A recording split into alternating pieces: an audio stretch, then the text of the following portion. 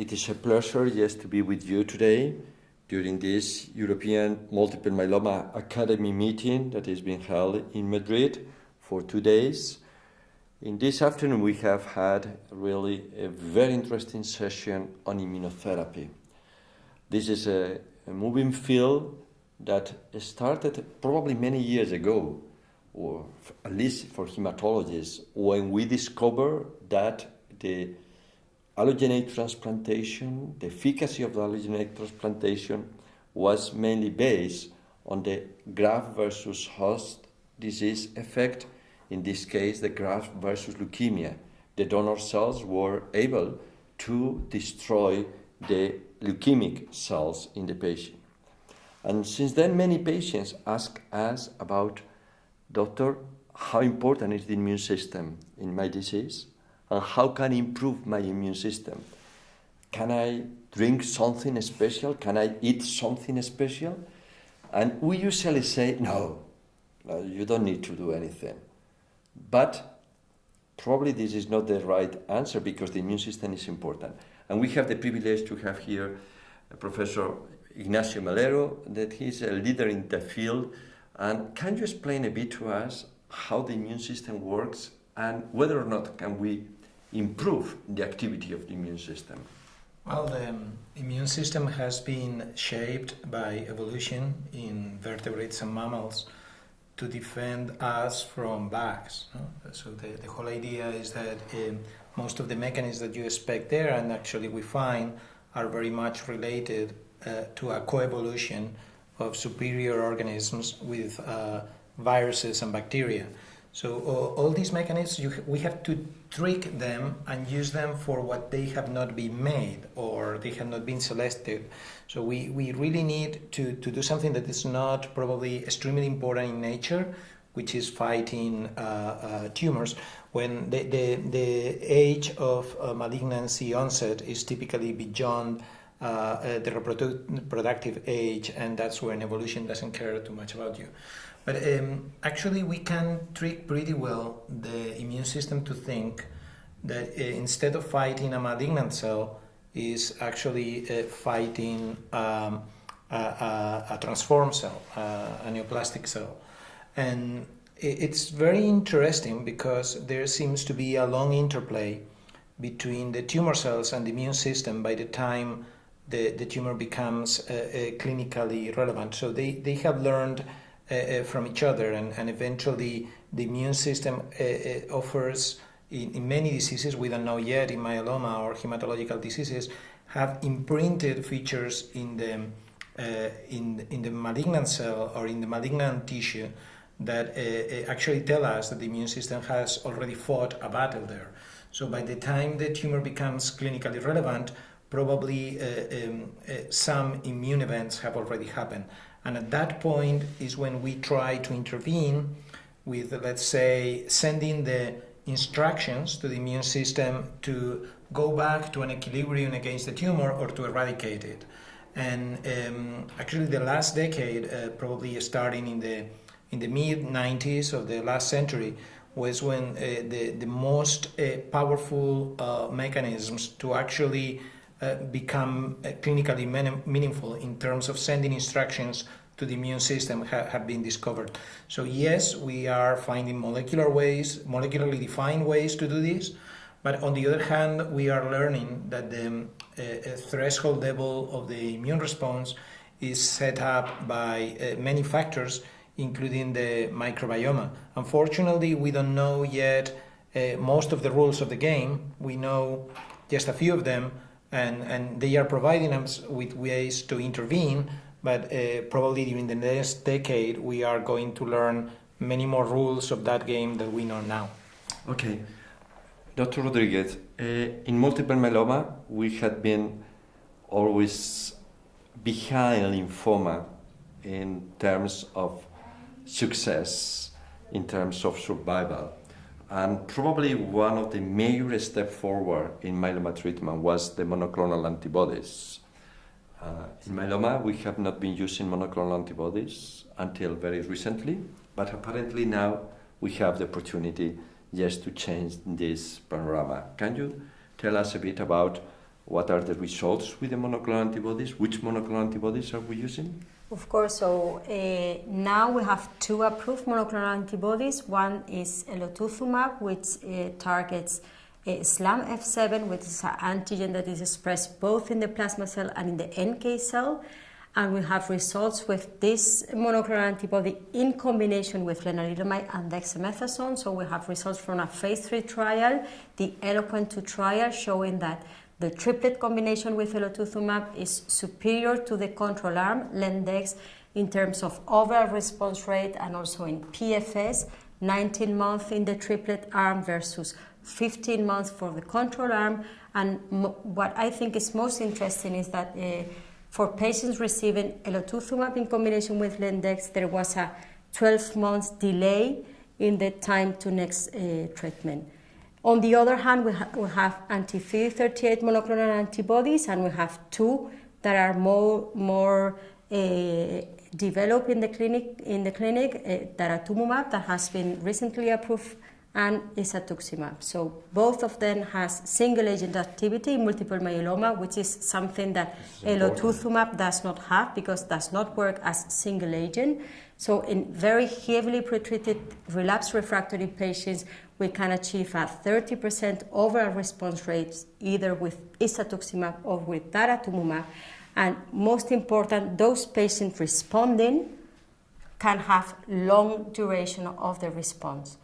And recently this year, 2 phase 3 randomized trials have been presented combining Daratumumab with lenalidomide and dexamethasone and also with Velcade-Dex, and both phase 3 randomized trials show superiority for the combination arm with Dara Lendex and also with Dara Velcade-Dex, with hazard ratio for the PFS around 0.4, which are results really impressive for the myeloma patients. Okay, this is very interesting. I have another question for both of you. It's about the cars. Mm-hmm. When I heard for the first time this word car, I was thinking in a Mercedes or something like that. And could be a Mercedes also for immunotherapy. Dr. Melero, can you explain us a bit what are the CARs, how they work, and then, Dr. Rodriguez, can you tell us what are the results with CARs in multiple myeloma? So actually they are an idea that was around in the Weizmann Institute in Israel in the early 90s by Salih Hazar. And his idea was to get the specificities of antibodies that can be recognized in surface proteins in cells, including cancer cells, hooked up to the machinery that translates signals activating T cells in the same way as the T cell receptor, that it's intended not to recognize surface proteins, but to recognize peptides presented at the surface. And actually his early approach was just to couple it to one of the chains in the T cell receptor complex and translate signals there. And it was interesting because in the test tube, in the plates, in the tissue culture plates in the lab, one could use those T-body cells to kill tumor cells. Unfortunately, when you try to bring these to animals, it didn't work at all. And during several years later, it was figured out that it was not only the instructions sent inside the cells by the activation of by antigen what mattered, but also there was a set of complementary signals that we ended up calling co-stimulatory signals that were also needed.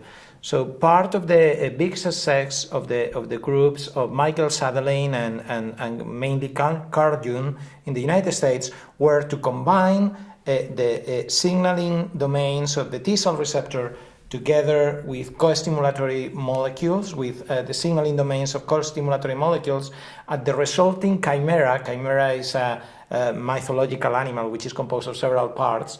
And this chimeric antigen receptor, if you feel, when transfected to T cells, redirected T cells so they could find, recognize, and destroy tumor cells in vivo.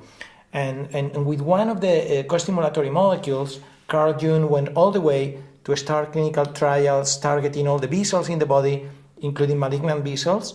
He did that mainly with leukemias, and the first trials were for chronic lymphoid leukemia and for acute lymphoid leukemia. And what he found was a tremendous success in terms of complete responses that tended to be very durable at the expense of killing all the B cells in the body, creating a B cell aplasia. And that's been a revolution in the treatment of leukemia, and hopefully will be meaningful as well in myeloma. Do we have some data with CARs in multiple myeloma? So yes, we have. So we have some with using the same CD19 CAR T cell. We have one patient that has been treated with relapsed refractory multiple myeloma after autologous stem cell transplant, achieving a complete response that lasted more than 12 months at the moment of the publication. And these results are very intriguing because clonal plasma cells do not express broadly CD19, but other antigens have been developed, and yes, we have also results in a first-in-human trial using CAR T cell against BCMA, with 12 patients treated, and 4 out of these 12 achieving a response, and 1 even a complete, stringent complete remission.